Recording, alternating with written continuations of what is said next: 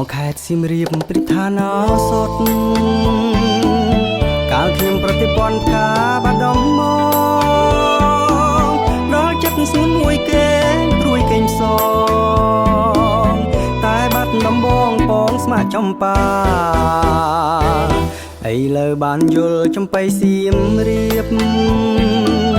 ក្រោបជ្រួតជ្រាបពោបញ្ញារាទ្រូងបងបានស្បើយពីក្តីទុក្ខាដែលការចំប៉ាឲ្យរៀមក្រៀមក្រំរយព្រួយរយនឹងរយសែនទុនតឹងពុំខាញដំណឹងដែលច្រៀងដែរផ្ដាំកន្លងផុតទៅជាយូរខែឆ្នាំតើឲ្យទ្រាំចាំដេចទៅពេលនេះចំបៃសៀមរាបបងអើយមានតែនាងហើយព្រះលោកដំរើជួយផងក្រណាយបងបានរស់នៅជាគ្នាតទៅនឹងចំបៃអើយ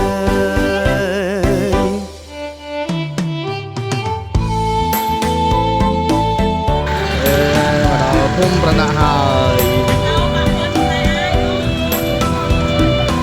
ចង់ស្រា36មកចង់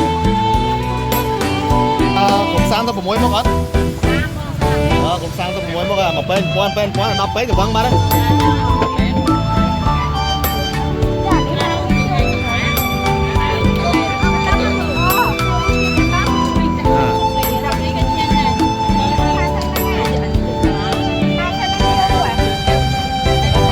ហើយព្រួយរយនឹងរយសែនទុនតឹង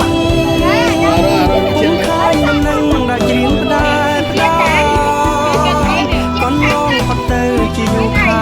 ឆ្នាំតើទ្រាំចាំនេះដាក់មកឡើងផុតទៅមកពេលនេះចំបៃសៀមរាបបងអើយមានតែនាងហើយព្រះលោកដំរើជួយផងក្រំឲ្យបងបានរស់នៅជាគ្នាតទៅនឹងចំបៃអើយជាគ្នាតទៅនឹងចំបៃអើយដាក់មកដល់ទៅខាងជាគ្នាតទៅនឹងចំបៃអើយពូបាក់ហូខាងដាក់បន្តទៅវិញទៅបឹងទៅវិញទៅមកចូលមកមកសៀមរាប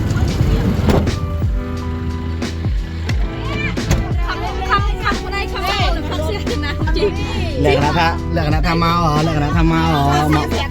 កមកសាក់ស្រាឆ្នាំនៅសៀមរាប36មុខសំខាន់ខាលដេកបានដេកបានដេកដាក់មកក្អឹកយើងខ្ញុំមិនអត់តែបន្តិច